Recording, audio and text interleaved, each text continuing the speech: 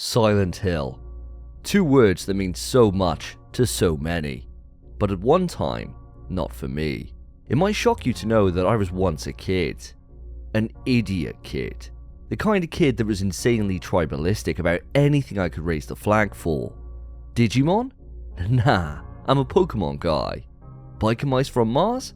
Get the f*** out of here, I'm all about Street Sharks. Silent Hill? Pfft, I'm a Resident Evil player. That was me circa 1999, when one of the most influential games to ever grace the survival horror genre landed exclusively onto the Sony PlayStation. Silent Hill had been reviewed incredibly well, achieving an 86% on Metacritic. The official PlayStation magazine were frothing at just how great it was. It had super impressive graphics and had this really unique camera where it moved with the player. They called it third person? A what? But all of this wasn't enough for me. I was so far up Jill Valentine's arse, I couldn't see that. I had thrown my flag in Resident Evil's court 3 years prior, and it was staying there. And so, time moved on. And then 6-ish years later, it happened. My first real girlfriend convinced me to try Silent Hill 1 and 2 over a weekend. Like a flash of light in a dark cave, I realized there's more here than I initially thought possible. Team Silent had not only developed a game that sat with the best in the survival horror genre, it had took it off into strange new places. A foggy world of mystery and intrigue, a place full of a new type of horror. Psychological. Now, it's been 19 years since I visited the titular town, and in this review, I'm going to explain what works, what doesn't, and how Team Silent use console limitations to drive innovation. This review, as with all my others, will be split into plot, gameplay, and presentation, and for those keeping it spoiler-free, I'll provide timestamps to keep you nice and foggy. Now let's dive in.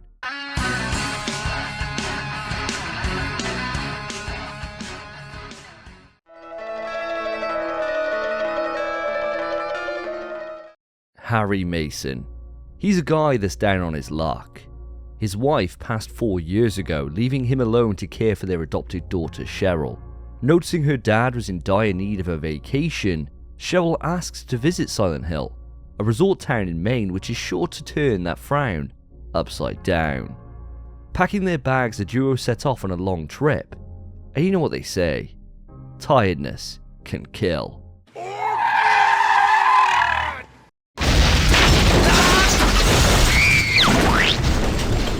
Regaining consciousness, Cheryl is gone, disappearing into the fog that clings to this once picturesque town, and it's up to Harry to go find her. Annoyingly for Harry, his days training Cheryl to run track have backfired as she is booking it, leading Harry to an alley where things are going to go from bad to worse. Instead of finding Cheryl, he finds the sharp end of a knife as little gremlin creatures pop up to give a personal lesson in biology. Awakening from this nightmare, Harry finds himself in a diner. Joining him is a friendly face, a cop from the neighbouring town of Brahms, Cyril Bennett.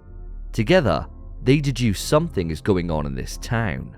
Monsters exist, and together, they join forces to find help and find Cheryl. What begins here is a twisting narrative of a cult, a drug-running operation, and a little girl that's not what she first appears to be. Told through cutscenes, file pickups, and a heavy dose of personal interpretation, Silent Hill weaves a story which on first playthrough will leave you scratching your head. You'll get the bare-bones story, but you'll be craving answers, and it's in the game's replayability that these blanks soon begin to fill. It's a real credit to the game that it creates this urge to want to know more. The next time through, you could explore more. Try things outside the box, all in the hope of finding the answers you seek. A huge part of this is due to its endings, and I'll move this onto spoilers to talk about it a bit more. So if you don't want to know, skip ahead to the timestamp shown. My first run was a bit of a mess. I had inadvertently stumbled upon a side quest with Kaufman, whereby I found a bottle of red liquid which was then quickly stolen from me. Some exploring later, I entered a police station and learned about the existence of a drug ring, how Lisa had been caring for Alessa as a way to satiate her fix. But what was the red vial of liquid I had grabbed in the hospital for? Is it the same stuff that Kaufman was so keen on? I proceeded to the amusement park and had a confrontation with Sybil, reluctantly putting her out of her madness, and moved on towards the endgame. I saw Kaufman throw the vial on Alessa. I took out what is essentially God and escaped Silent Hill, swapping my old baby for a newer model. And that was it. Confused, I called it a night and went to bed. Lying there, the thought dawned on me. That red vial. What if I threw that on Sybil? What if I can save her? And so began another run. And that's the power of Silent Hill storytelling. It's not spoon-fed. You have to seek it. You have to let it seep in to fester, to consider your options and use what the game shows you, and try things for yourself.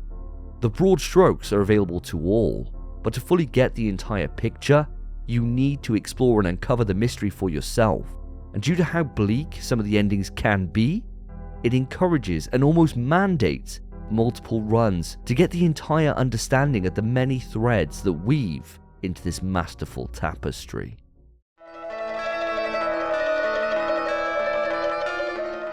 Silent Hill is a survival horror title.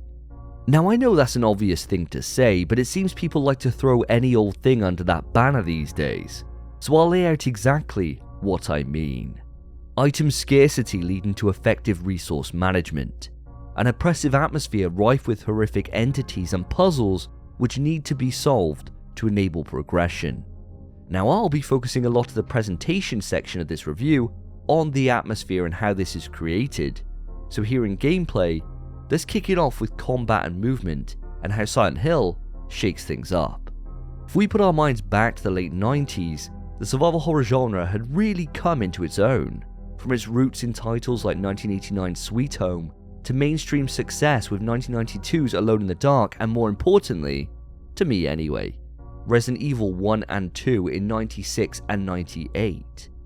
There had been a myriad of titles that I could spend an age listing through the golden age of the genre, but the point is, by the time of Silent Hill's release in 1999, the genre had been cemented. Tank controls and fixed camera were the name of the game, but Silent Hill decided to put some twists in to really shake things up. For starters, yes, tank controls are here, and yes, this is the best control scheme for a survival horror title. I don't care if it's nostalgia or just my old man brain taking this stance, but regardless, I'm going to die on this hill. Once you go tank, you'll never go back. You're goddamn right. Tank controls in its simplest form mean you move your character along a straight line. To turn, you swivel on the spot to face a different direction, and then you can move along this new axis. Titles like the aforementioned RE1 and 2 used this, and Silent Hill follows suit. But adds to it the ability to quick turn, which wasn't incorporated into Resident Evil until its third entry, which released later in 1999. Backdash and sidestep, as well as the ability to move and shoot, are all included too. And these are noticeable upgrades to a classic control scheme, giving the player more control over how to engage with enemies and avoid damage, as well as to do this.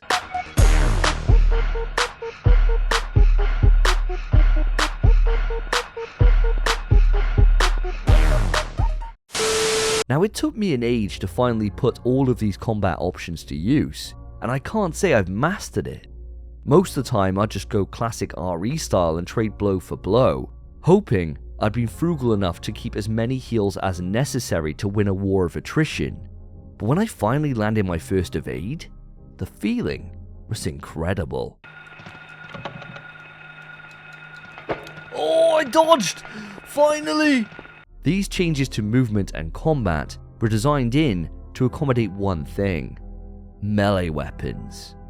Silent Hill offers a full suite of tools to dish out the hurt, from knives and stabbing weapons to blunt force objects in pipes and hammers. Each one of them has pros and cons.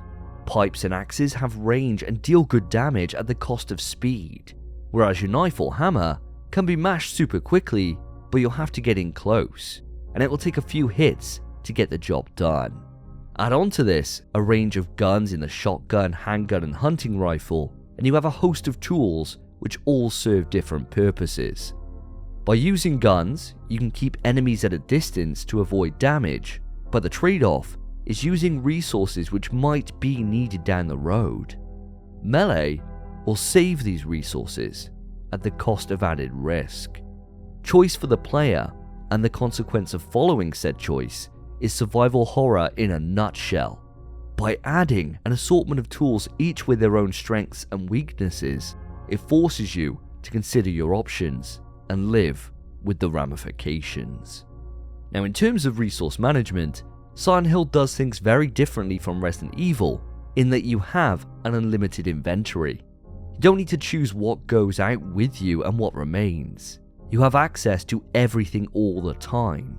The only thing you need to be conscious of is how much of each item you've been able to find and keep hold of. Now, in classic Davey fashion, I played Silent Hill extremely carefully. I scoured each location like a kleptomaniac. I avoided combat wherever possible, and when I had to, I would typically pull out a melee weapon to avoid wasting precious ammunition. Due to this, for the majority of my game time, I had a huge host of heals and enough ammunition to wage a small war. Now, it's quite hard to judge if the resources were too plentiful, or it's just my experience within the genre, but I couldn't quite shake the feeling that having access to so much at any one time did degrade the feeling of apprehension as you enter the unknown. Now, I get why it's designed this way. Silent Hill takes place in an open area. You move from one location to the next with the terror coming from the premise and setting, rather than that I didn't prepare for this situation properly, which RE nails down so well. Fundamentally, it's a difference in design between backtracking and forward momentum, but I can't help feel that something was omitted to accelerate and increase pace. It's not a huge deal, and ultimately, having to backtrack to a dedicated save area to pull out the right tools for the job may have ended up dragging the experience down. But with how effective Silent Hill manages its risk-rewarding combat and weapon choices, I'd be amazed if Team Silent couldn't have made this work. Speaking of pacing, the blocker to most of your progress in Silent Hill comes in the form of its puzzles, and these made me feel like a goddamn idiot. Now, I mean that in the best possible way. You'll need a notepad and a pen, a keen eye, and most importantly, a heavy dose of logic. And for me, 99% of the time, that was enough to get through, beaming with a smile that made me feel like the smartest guy on the planet. But then, I encountered this. What you're about to see may disturb you. Black key raven flies higher than dove.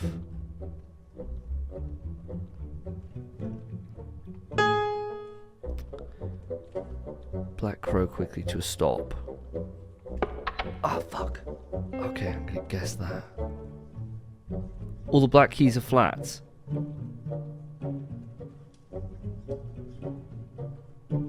That's a higher note though, isn't it? I don't know piano. Spot next to another bird. So I could do 5W here.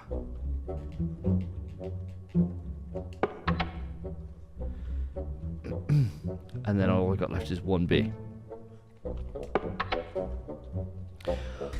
What the fuck? 6W for the swan. 1, 2, 3, 4, 5, 6. And then I haven't used 1.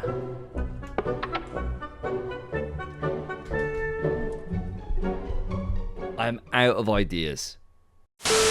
I must have spent an hour here. I studied the words until they burned in my mind. I theory crafted a solution which seemed overly complicated, but made sense. But alas, I stumbled at the finish line. The theory was correct, but my answer was lacking. and I resorted to something I haven't had to do since pre-release of Tormented Souls. I used help. That's it, man. Game over, man. It's game over. The piano puzzle was the first real test, and I had failed. Unfortunately, it wouldn't be the last. Right near the end of the game, I hit 2 more puzzles which I just couldn't figure out. If this was 1999, I would have had 2 choices here.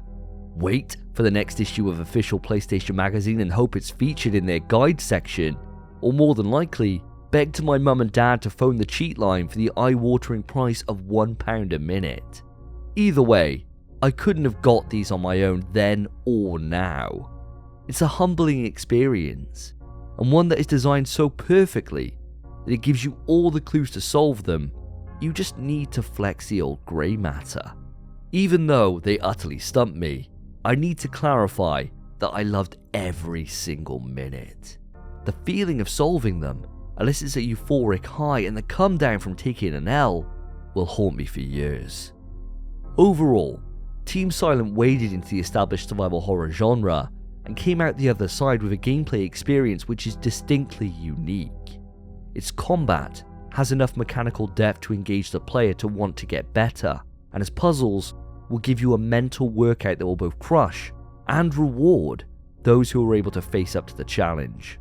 Silent Hill is a game which had the pressure of living or dying on its gameplay, and I'm glad to say they not only met the bar, they raised it.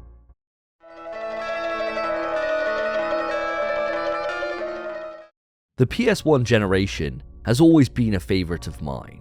It was a time where developers had a grander scope in mind for their projects, but were having to scale those ambitions to fit within the hardware limitations of the time. It forced them to find creative solutions to be able to bring their vision to life.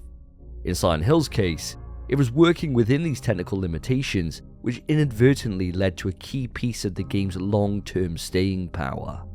Let me ask you, how many times do you go outside, notice it's a bit foggy, and say, Jesus, we've entered Silent Hill here? Surely I'm not alone. Let me know in the comments. Anyway, the point is the ever-present rolling fog is as much of a character of Silent Hill as Harry himself. Its importance to creating a bone-chillingly bleak atmosphere can't be overstated. You only have a limited vision.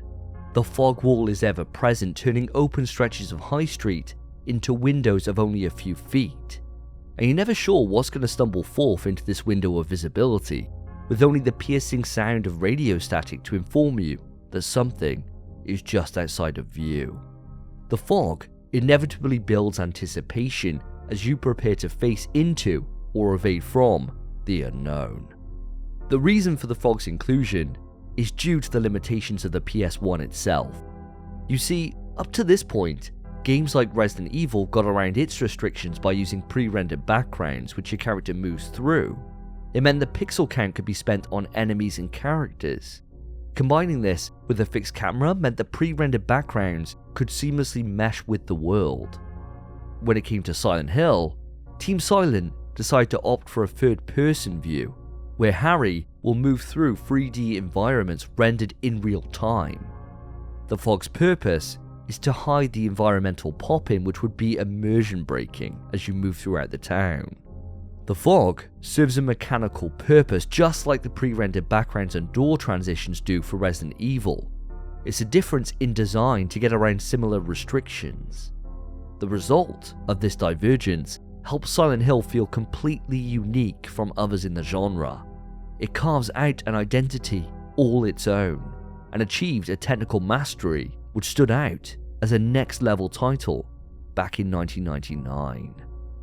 I mentioned the camera moving to third person, but there's moments scattered across Silent Hill where the camera shifts to allow for some truly impressive scenes. It's jaw-droppingly impressive. I was beaming ear to ear. It's shots which you'd normally encounter in cinema, and yet here we are getting this treatment in a video game? Now, does it make controlling Harry a bit wonky in these parts? Yeah. But is it worth it for their hold on my mind's eye? Unquestionably. Now, as you play through the game, you'll pick up on a pattern of progression. You'll move through the foggy streets of the town, moving around broken paths and dead ends until you find your way to a destination, be that a school or a hospital. And when you enter these, you first feel accomplished, like, oh, thank God I'm out of that fog. But by the time the area ends, you'll be so grateful to be out in the fog again.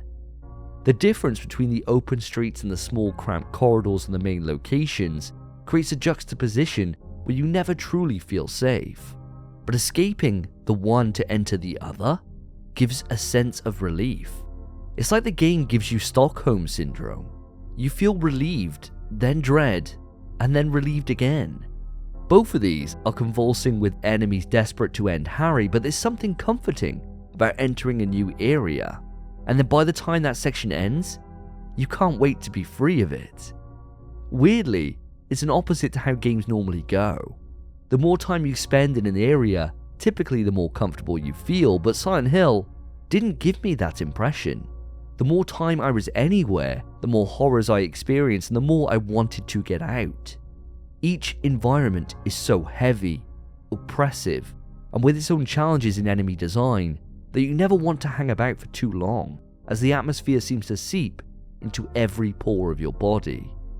Ultimately, all this comes down to is a great atmosphere and fantastic level design.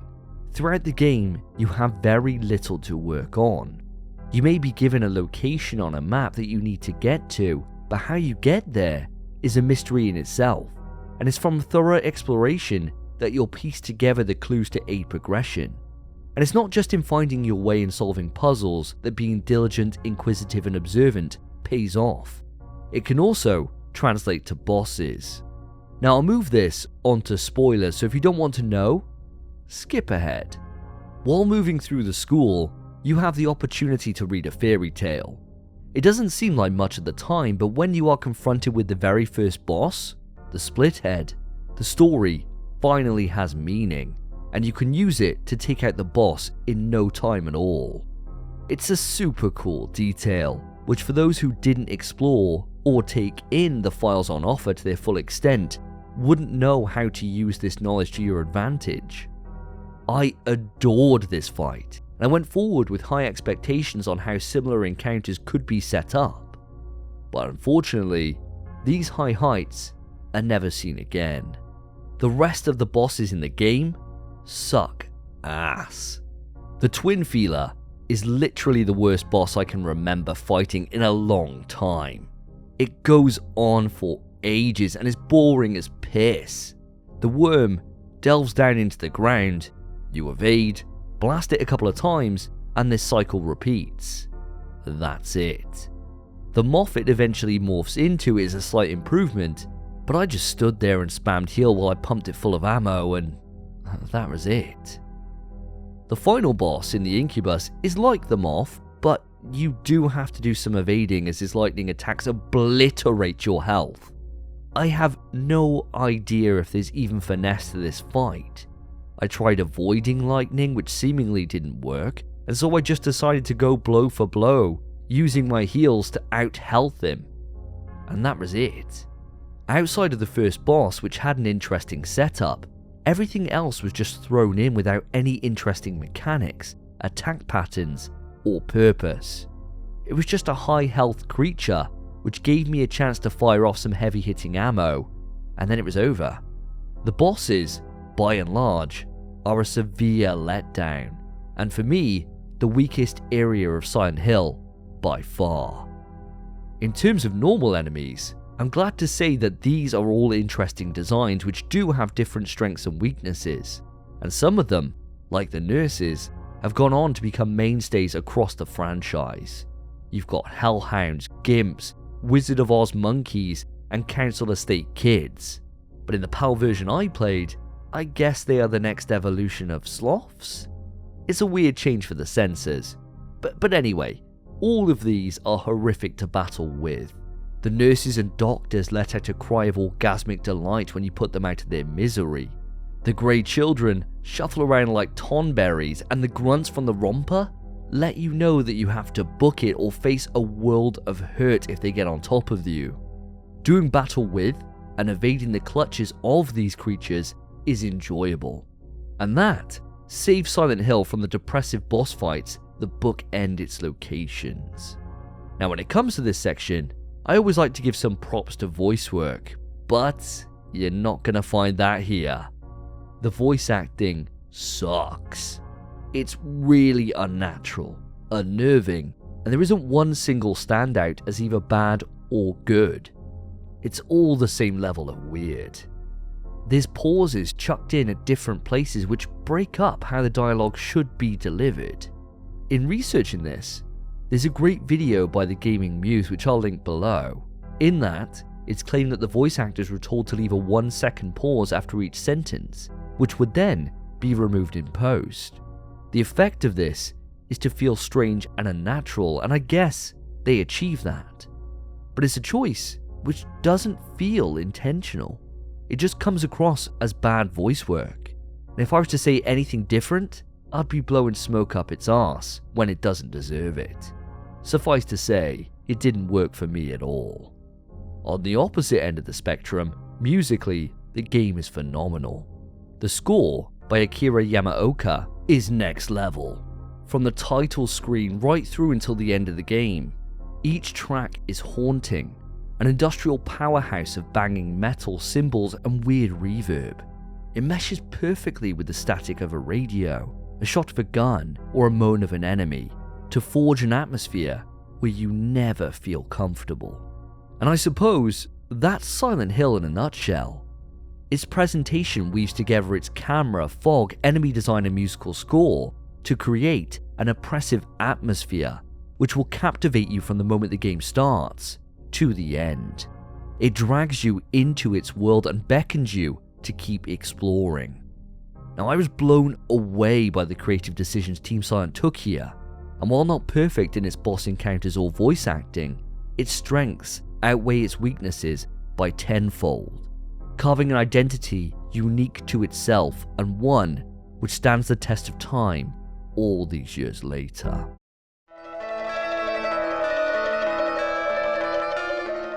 Silent Hill is a series which means so much to so many, and after re-experiencing the game all these years later, I can see why it's so revered. It's a game which triggers not just fear or uneasiness, it sparks your imagination to want to learn more about its world, its themes, its characters. And if you pull at that string and enter into the rabbit hole, you'll come out of it rewarded with new endings, a deeper appreciation of its plot, and ultimately, you'll find you become a better player using the mechanics the game offers to their fullest capacity. Silent Hill went on to become a major franchise in the survival horror genre, peaking with Silent Hill 2 and 3. But as a first outing, the original Silent Hill is worth your time as much now as it was on its release.